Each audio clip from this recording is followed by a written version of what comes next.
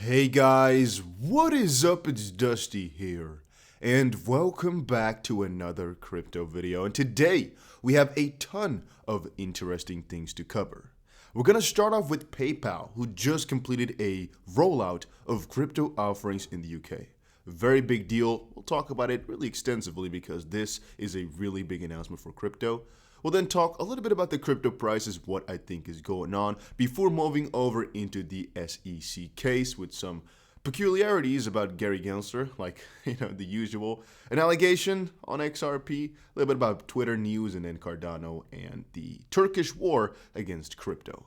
I hope that YouTube doesn't censor this because I said the Turkish, we'll see. All right. Let's get into our first topic of today, which is PayPal completing the rollout of crypto offerings in the UK. I usually like to start my videos out with talking about the crypto prices, but since this is such an important feat, I wanted to give it some priority. PayPal has completed the first international expansion of its crypto offering outside the US. PayPal Crypto is now available to customers in the UK, allowing them to buy, hold, and sell 4 kinds of crypto. And those are Bitcoin, Ether, Bitcoin Cash, and Litecoin. A little bit of a letdown for a lot of us XRP holders or potentially for ADA holders because, well, those cryptos are also at the top. Why is it that some of these more established entities like PayPal still choose, for example, a Litecoin, when Litecoin in reality has no real good purpose, or Bitcoin Cash, when ultimately it just failed to become the better version of Bitcoin? It's not as if they always list Bitcoin Satoshi Vision either. They just choose Bitcoin Cash, and I personally don't really know. Now, still, almost every single day, I keep hoping that I see a big announcement of XRP being listed, but I guess my own hope now is just that after all this SEC v Ripple drama is finished and over and done with, that they can get listed. And for example, when Cardano is fully functioning and fully done, that it can also get integrated. But then again, a Cardano or a Polkadot and stuff like that, they're all platformers. So I guess it finds me a little bit more logic that they don't list them. Then again, also not, because they do have Ethereum, and it's not as if they're meaning this entire program here to really pay with, because that option hasn't been fully integrated just quite yet. You can't actually withdraw your crypto just quite yet. But they also wonder when they're going to allow for staking and whatnot. I mean, it can't be too far away, right? This is already a really, really huge step, though, guys. So I'm extremely excited to see it. But yeah, let's move on. Ooh, I want to take a picture of the times, but I actually can't for some reason. I think my phone is so full that I cannot even take one picture anymore. Oh, no, it's possible. Right, you guys know I take pictures of the times so I can actually put them in the comment section easier. And guys, make sure you press that like button if you're enjoying these updates. I'm not trying to make them as enjoyable as possible, so make sure you press that button.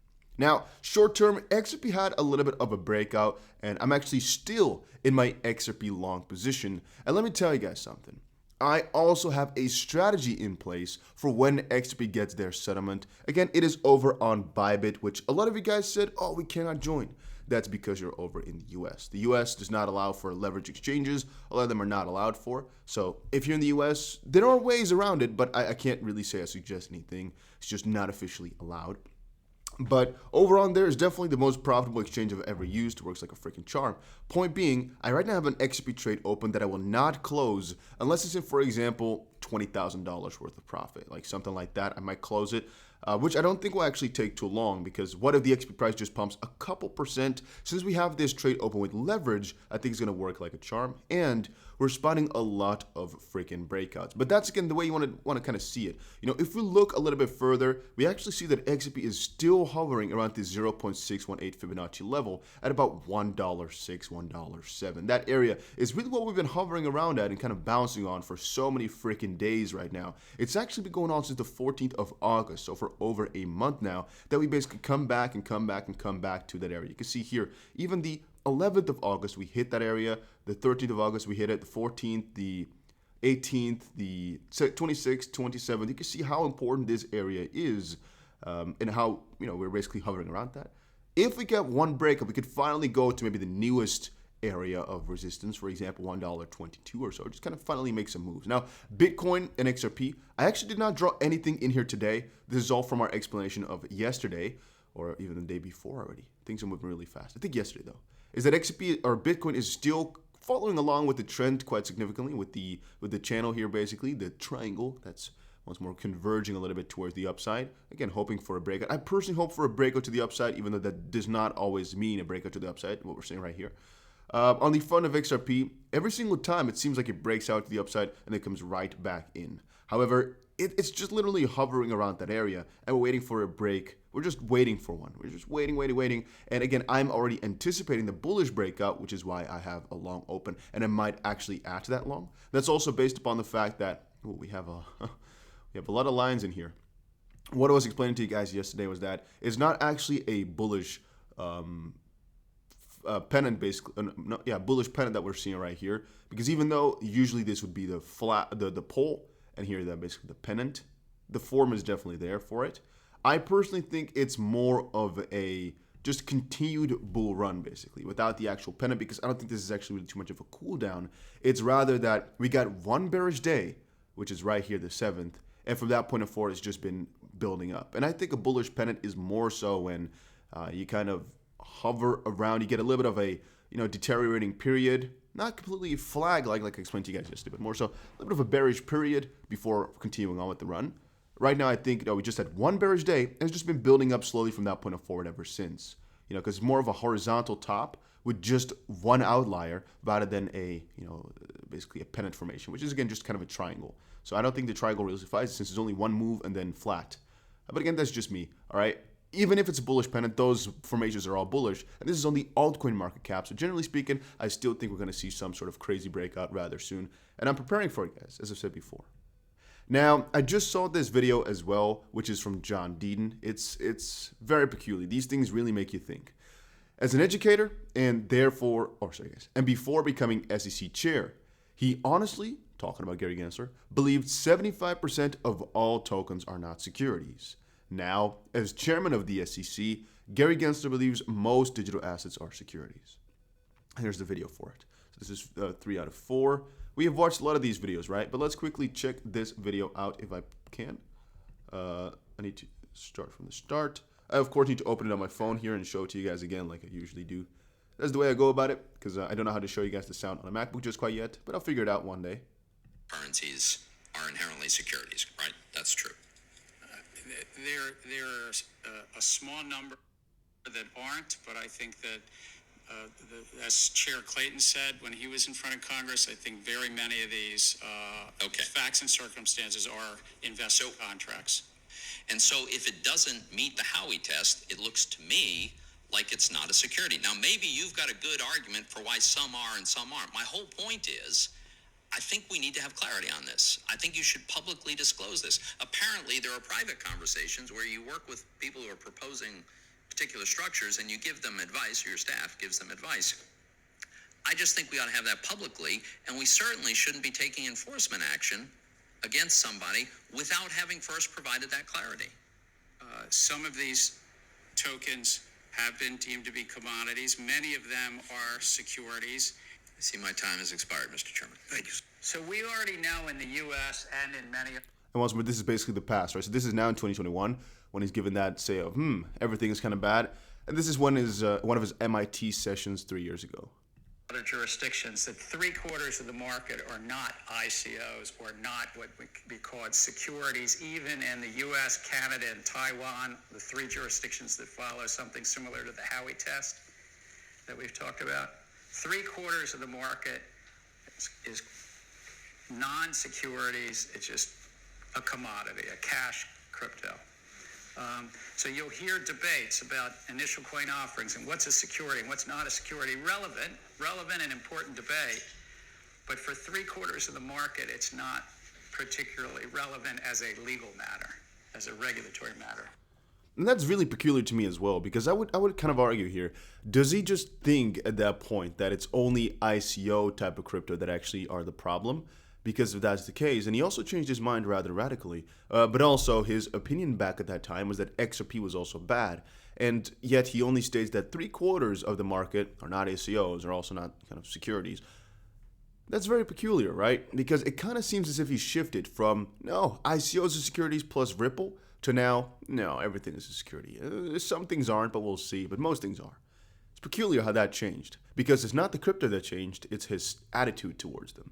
think about it, guys. In 2017, the majority of crypto that are here today are kind of the same. I mean, a lot of the crypto that you see right now have actually been started in 2017, but even if they weren't, the majority of them that had an ICO did that beforehand. A lot of the top crypto right now did not actually have an ICO or already had it at the time of his speech in 2018.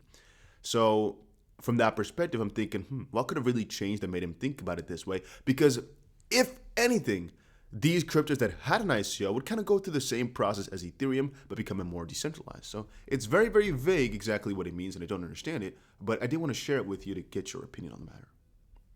All right, then, XRP is one of the most centralized crypto in existence.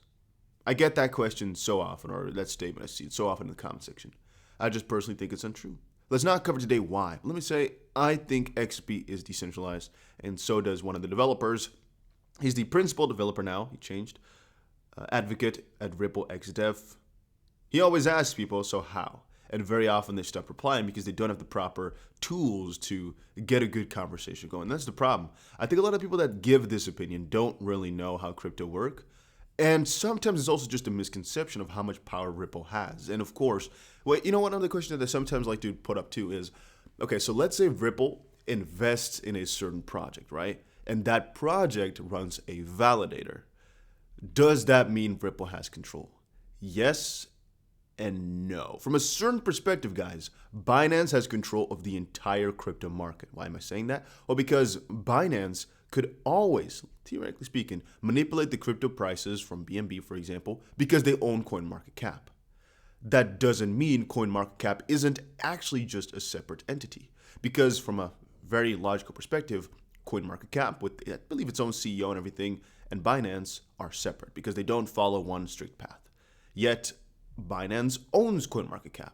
That does not mean that CoinMarketCap is doing stuff wrong to favor Binance. And here in this case too, just because Ripple, for example, has a stake or invested some money into a specific project, that might mean they have some extra influence, right? That might mean they can help with some of the decision making. That does not mean that they have full control over it. And I would say that even if Ripple does own a couple of companies, or has part in it, I should say, or has some say because they put some money into the development of something that they do, or they have a partnership with them, it does not mean automatically that they have control over that validator, which is a really, really big misconception. But that's, again, a topic for another day. Let's just say it like this. If you ever want to get this XRP centralized discussion going, this right here is your man. Ask your questions, ask him out loud. And if you really want an answer, say it like this, and he'll definitely come to respond and, kind of shame you into the gutter. All right, then I saw this article from Ripple. The World Economic Forum projects 10% of the world's GDP will be tokenized by 2021. Read our blog post to find out why that's important and how the XP Ledger is uniquely suited to deliver a superior experience for NFTs. Which is just kind of a fun little thing to understand here, that Ripple can actually be one of the biggest competitors in NFT space because of its unique system in which they made it. However, I might talk about that a little bit more in depth in another video because I don't think it really fits here, this technical talk about XRP in the NFT space, that is. Then I just saw this article about Cardano. The creator proposes a new term for smart contracts, which is definitely not that important, but he just said that Cardano smart contracts are not actually necessarily smart contracts in the normal manner. So he's basically saying, the term smart contract doesn't actually work. It's a misnomer when it comes to Cardano. Unlike Ethereum, Solana, Algorand, and all, there's no such thing as deploying a smart contract on Cardano.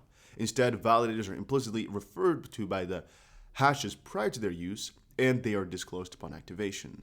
And so, yet he acknowledges that adoption of other terms such as on-chain validators will be challenging for a marketing perspective. And quote, in the end, smart contracts feels like an imprecise term. Rather, I prefer more specific terms such as on-chain validators and off-chain code. I reckon this is hard one for marketing though, end quote.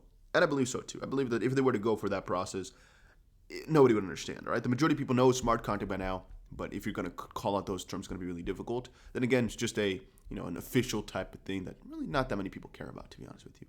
And again, guys, this video is not financial advice, not legal advice, and I'm never telling you to do something like trade or, trust this news necessarily. I mean, it could be fake. But the Turkish president, I don't want to say the title too out loud too much because, YouTube doesn't like that type of stuff. I just wanted to quickly say they are finding a really interesting battle in the country, which we just mentioned 5 times already, against crypto. And that's because they kind of, at least as far as I've read now, kind of have seen that it might have some problem with the digital lira. So there might be some problem. Even though I have read as well, and this is actually in a couple of different places, that they are not against the spread of digital assets. It's just that they are getting their own money going. And so, well, you know, it's going to be an interesting little battle going on. That does not mean, again, they're going to ban anything. Because as I said before, in Turkey, as much as I've read here, they're actually quite excited about crypto. But I'm just wondering what the battle is going to be between digital lira and cryptocurrency the way that we know them now. However, even the article and most of the other articles I've read to kind of prepare for this, because I wanted to be kind of sure about it, are really, really 50-50. Because once more, a lot of them say, oh, Turkey is really, really bullish on cryptocurrencies. They're even developing the digital lira because they like digital assets. And then another article says, no, they're going to completely get rid of Bitcoin because they completely want to have only the lira thing. And again, if you look at some historical articles, the Turkish central bank imposed a ban on crypto payments in mid-April, meaning that local companies were not allowed and still are not allowed to conduct transactions that involve the novel asset, which again is a very, very confusing way right now. For most of us, it's kind of confusing. Like, what do they think? Are they bullish or bearish? What I'm assuming here is that they're not really that happy with Bitcoin itself or those cryptos, but the digital asset space they're excited about, mostly for their own currency. But again, that's just my speculation. I'm not 100% sure on this. And again, don't quote anything. All right, guys, that was it for today's video. If we're talking about Breakout, just to kind of conclude it real quick, I'm not sure if it's going to happen. I'm not sure if we're going to kind of push towards the top, but we're closing in. That's definitely something that's interesting. And I'm just preparing for the bullish scenario. If it's bearish, we'll prepare for it in a different manner in the sense that we're just going to buy. But the bullish scenario is a little bit more important because you usually only get one chance to kind of get those. So, yeah. Hopefully you guys all enjoyed them. If you did, make sure you press the like button and subscribe. And I will definitely see you guys again in another crypto video later today.